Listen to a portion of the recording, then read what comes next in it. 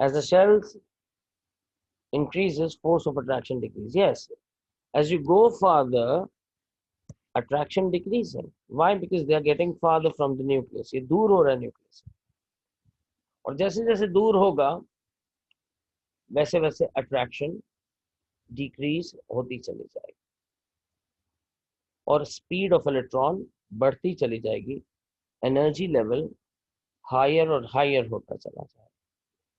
Okay, ठीक है. Now अब एक और अंदाज से इसको सोचते हैं.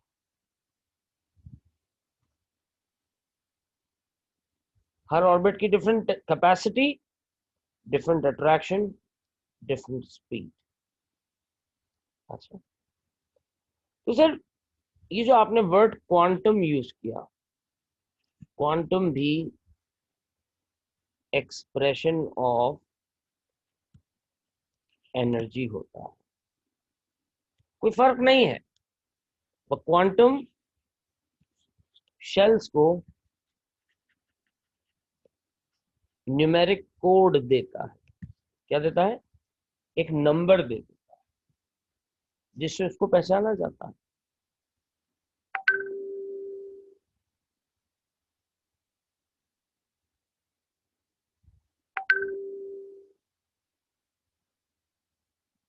एक मिनट,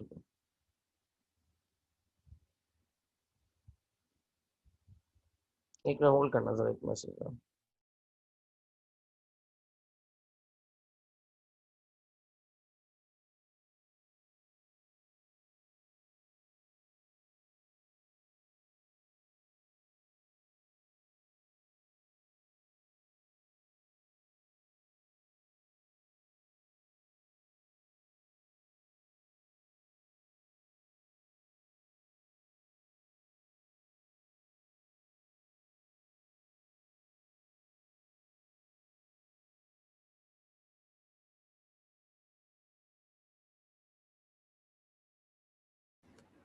ऑलराइट,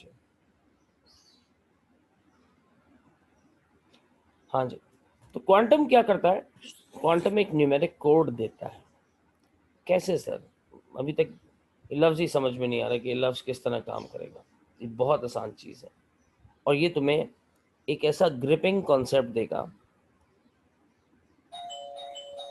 एक मिनट रुकना जरा, कोई आया.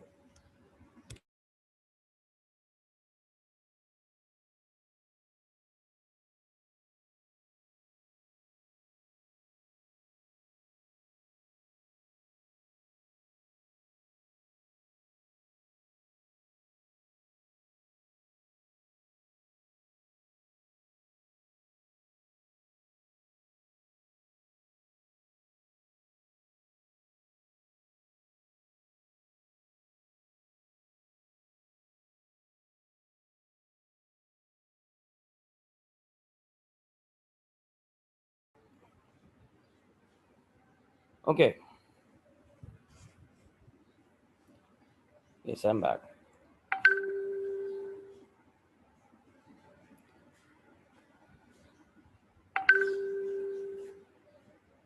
क्वांटम की बात कर रहे थे कि क्वांटम एक नंबर देगा और वो नंबर किस तरह से रोल प्ले करेगा. अब हम इसको देखते हैं. हर शेल में, हर शेल को एक नया नंबर दिया जा सकता है. किस तरह से? Quantum is an expression of shell. Quantum किसे कहते हैं? शेल को कहते हैं. अच्छा, अब जरा कुछ बातें बताता हूं. पहले शेल के लिए वर्ड है प्रिंसिपल क्वांटम.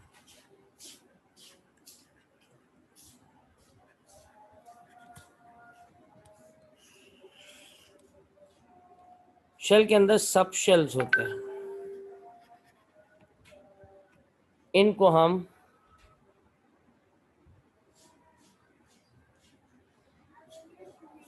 एंगुलर क्वांटम कहते हैं.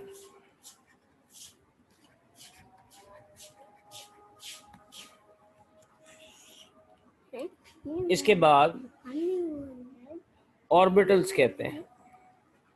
तीसरी चीज क्या होती थी? ऑर्बिटल्स। उसको भी एक क्वांटम का नाम दिया जाता है, और वो क्या है? अभिया। Magnetic quantum. वैसे 4 किस्म के होते हैं, चौथा भी हम नहीं देखेंगे। अच्छा, shell, principal quantum, main energy of the cell. Sub shell, angular quantum. Orbitals, magnetic quantum. तो हर यूनिट को एक नाम दिया मैंने। शेल को जानते हो तुम? शेल के अंदर मजीद कैपेसिटी होती है, पार्टीशंस होते हैं, उन्हें हम सब शेल कहते हैं। सब शेल्स किसे कहा जाता है? एंगुलर क्वांटम को। और हर सब शेल में ऑर्बिटल्स होते हैं, रास्ते जिन पे इलेक्ट्रॉन मूव करते हैं, उसे मैग्नेटिक क्वांटम कहा जाता है। ठीक है समीर? अभी सिर्फ वर्ड्स में क्लियर कर रहा हूं।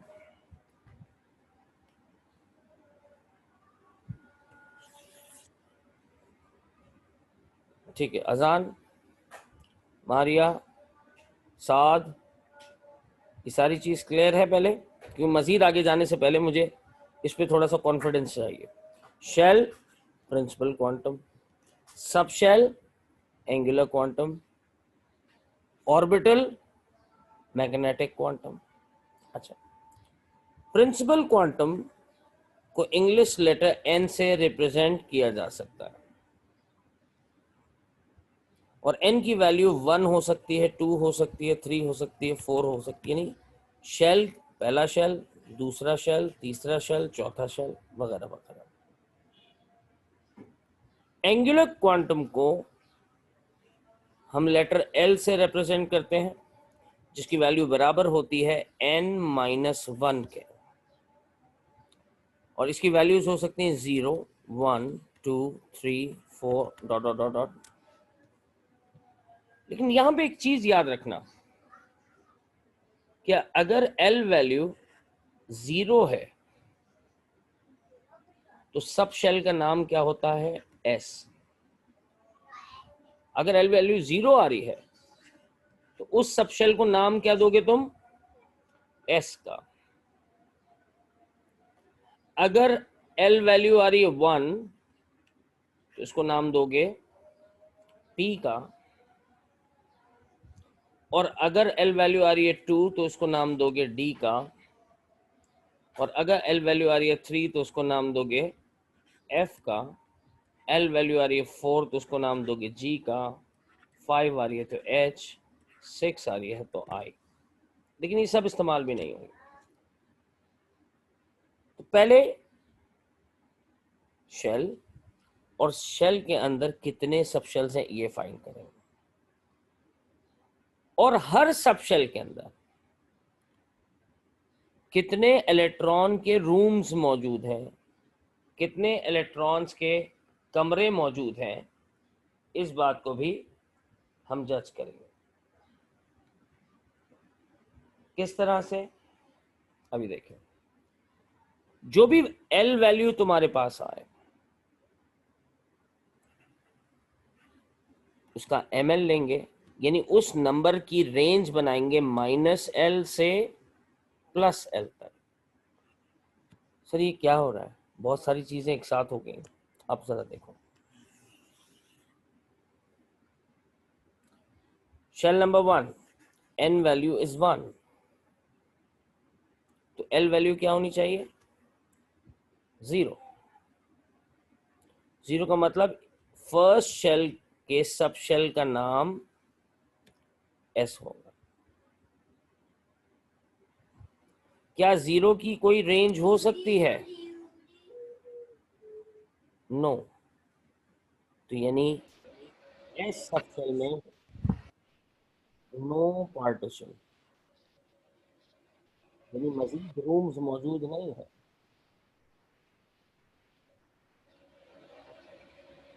सेकंड शेल के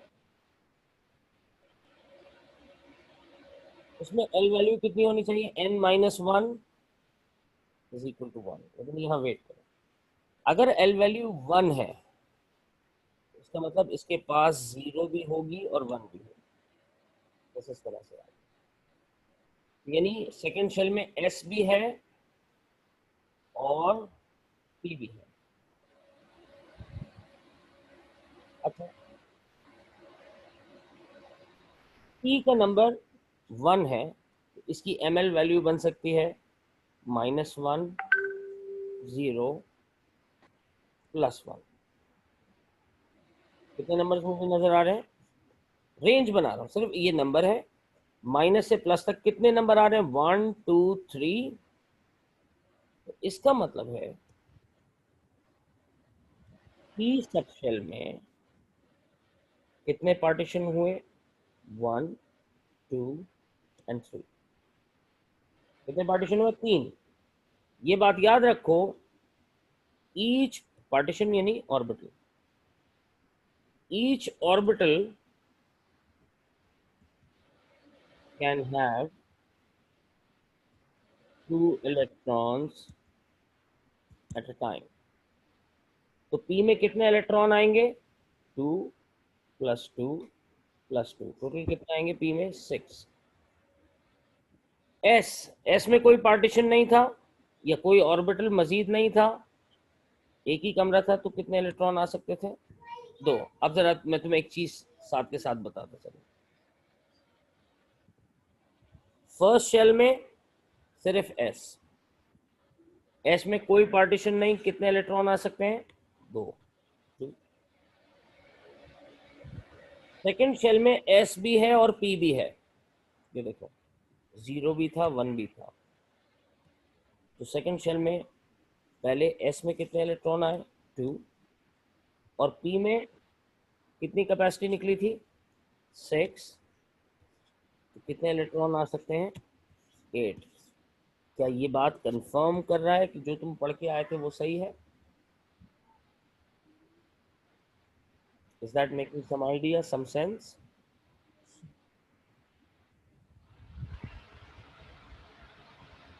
नहीं कामयाब। अजान, car, Maria, Maryam. Yes, sir. हाँ बेटा, ये सारी चीजें क्लियर हुई? दुआ, रोज, Yes, sir. ये सारी चीज क्लियर हुई जो मैंने बताई? Yes, sir. अब इसकी एप्लीकेशन को मजीद,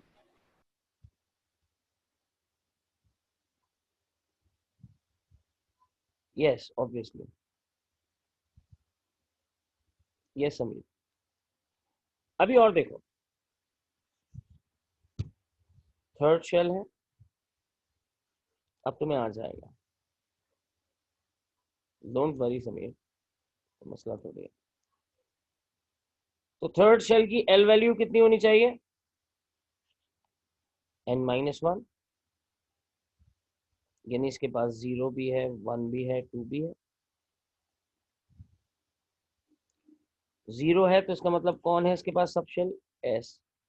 1 है तो कौन है इसके पास सब शेल? पी। 2 है तो इसके पास कौन है सब शेल? डी। तो 1 के पार्टीशन तो मैं देख चुका हूं यहाँ पे, 2 के पार्टीशन करके देखते हैं। माइनस से प्लस तक की रेंज बनाओ, -2, -1, 0, +1, +2। कितने नंबर आए? 1, 2, 3, 4, 5। तो यानी डी में कितने पार्टीशन होने चाहिए? How many numbers? 5, 1, 2, 3, 4 एंड 5। ठीक है, तो डी में कितने इलेक्ट्रॉन आने चाहिए? 2 + 2 + 2 + 2 + 2, 10। तो अब मैं मजीद ऐड करता हूँ उसके अंदर, थर्ड शेल में एस भी है, पी भी है और डी भी है। एस में कितने आते थे? We already have confirm that. P में कितने आते थे? डी में कितने आते थे? टोटल मिला के कितने हो गए थर्ड शेल के इलेक्ट्रॉन? 18। फॉर्मूला चेक करो, 2n², यहाँ 3 प्लेस कर दो, तो क्या 18 ही इलेक्ट्रॉन बनते हैं थर्ड शेल के अंदर? Is that making sense?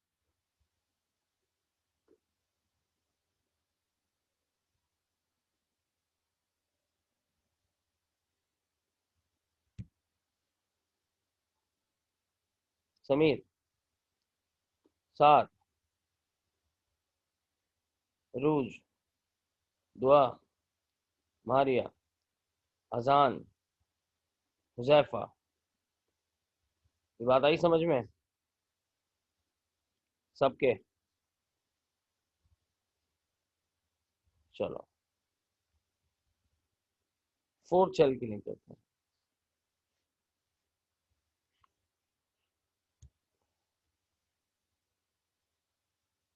ठीक है, सबशेल एंड ऑर्बिटल बताता हूँ बेटा अभी। पहले फोर्थ शेल कर लो फिर बताता हूँ। फोर्थ एल वैल्यू क्या आई? 3। ठीक है, इसका मतलब इसके पास 0 भी होगा, 1 भी होगा, 2 भी होगा, सारे नंबर। सो 0 का मतलब है एस पी डी एफ।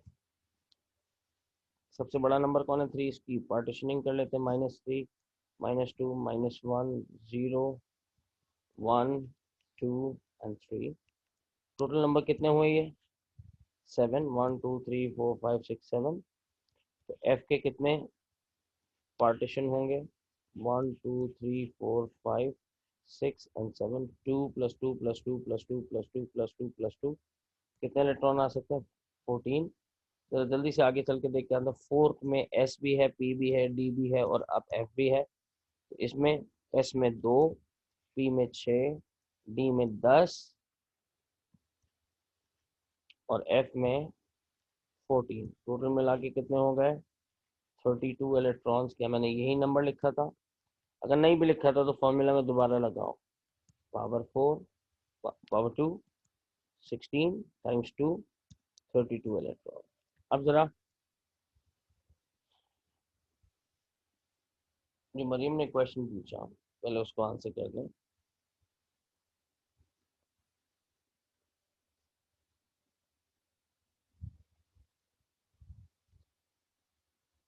देखो बेटा, शेल का मतलब है घर, होम। पहला घर, फर्स्ट शेल। इसमें वापस आओ, इसमें कोई पार्टीशन नहीं है। 0 था ना, कोई रूम नहीं है। ये ऐसा घर है वॉल टू वॉल, इसमें कोई रूम नहीं। ये कौन हुआ? सेकंड शेल, थोड़ा सा बड़ा घर है, राइट? सेकंड शेल हैज 2 सब शेल्स। फर्स्ट शेल में जो था वो एस था, सेकंड शेल में कुछ रीजन एस का है और बाकी रीजन किसका है? पी का। एस वाले सेक्शन में कमरे नहीं होते। पी वाले सेक्शन में कितने कमरे निकले थे? पी के पास कितने नंबर्स आए थे? मेरे पहले वैल्यू 1 2 एंड 3। पी में ओके, ओके दुआ, दैट्स ओके, ओके, चेक कर लेना। तो पी में कितने पार्टीशन निकले? 2 इलेक्ट्रॉन, 2 इलेक्ट्रॉन, 2 इलेक्ट्रॉन। एस में भी 2 आते। अब थर्ड शेल, और भी बड़ा घर, एनर्जी लेवल बढ़ रहा है ना। इस रीजन को एस कह लो, इस रीजन को पी कह लो। पी में कितने कमरे थे? 2 आदमी, 2 आदमी, 2 आदमी, 3 कमरे। और इस रीजन को डी कह लो। डी में कितने पार्टीशन थे? 2 + 2 + 2 + 2 + 2। तो थर्ड शेल में टोटल इलेक्ट्रॉन कितना आ गया? एस में भी था 2 2 2 2, 8 + 10 18। और इसी तरह so on and so fourth. ये बात समझ में आती है हमारे में? मतलब ये डिपेंड करता है कि किस घर में कितने टाइप के पार्टीशंस हैं और हर पार्टीशन में कितने रूम्स मौजूद हैं। पी पार्टीशन में 3 रूम्स होते हैं, डी पार्टीशन में 5 रूम होते हैं, एफ पार्टीशन में 7 रूम्स होते हैं। Is that making some sense?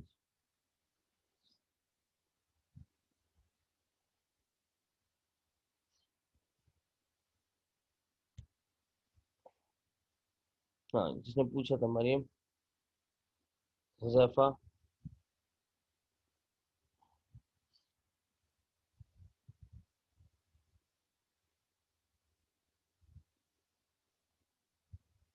Huzaifa, Maryam, Maria, साद, आप लोग रिस्पॉन्ड करें पहले। क्लियर? कंफ्यूजन दूर हो गई?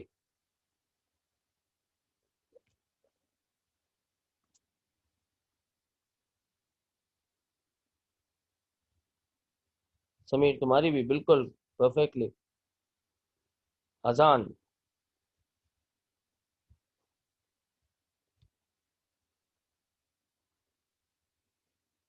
ओके। हाँ, कंफ्यूजिंग नहीं, बड़ा है थोड़ा, पहली दफा पढ़ रहे हो ना, दूसरी दफा पढ़ोगे घर में बैठ के, इतना इशू नहीं है। ओके, तो चलो अब फिफ्थ शेल की। सर हाँ बेटा।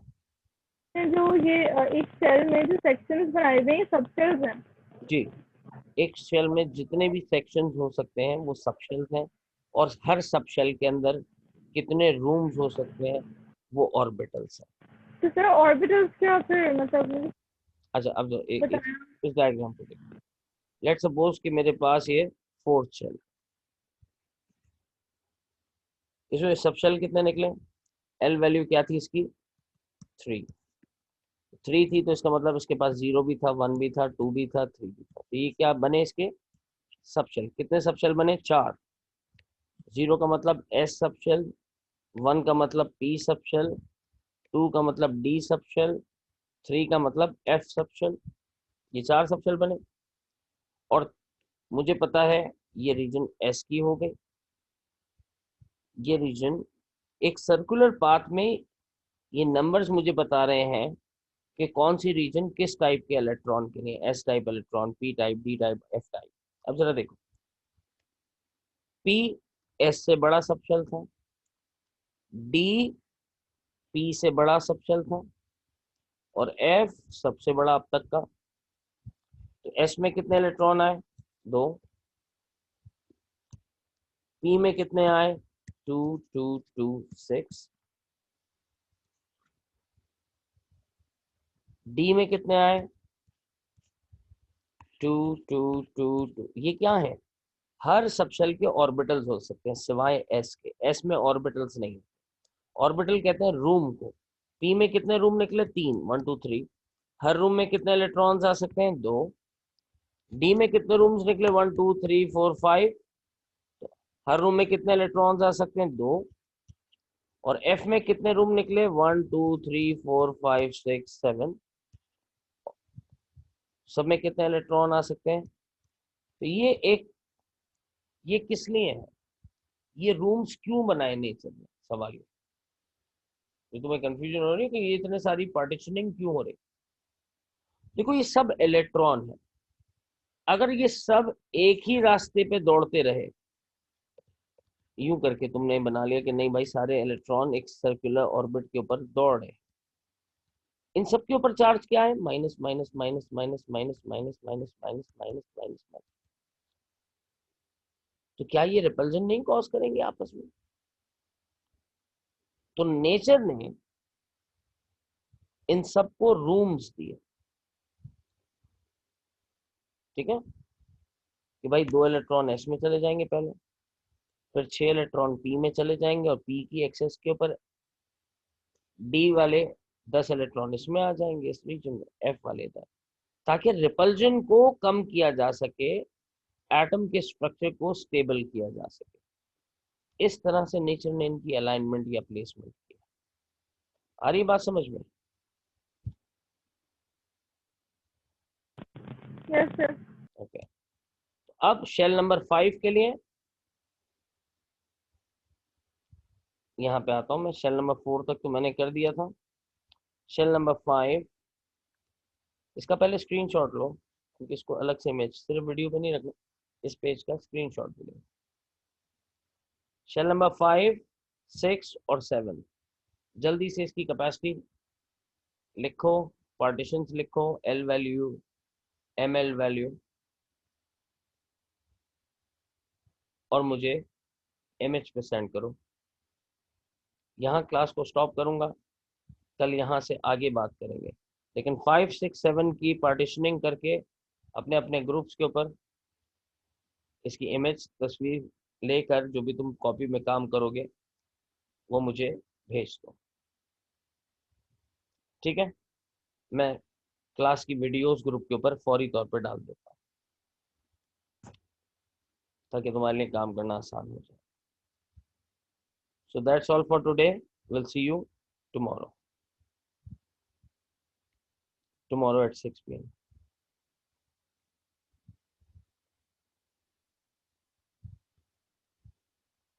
अल्लाह हाफिज।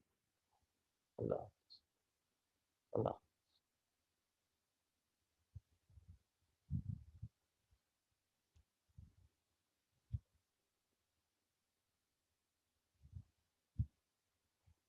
अल्लाह।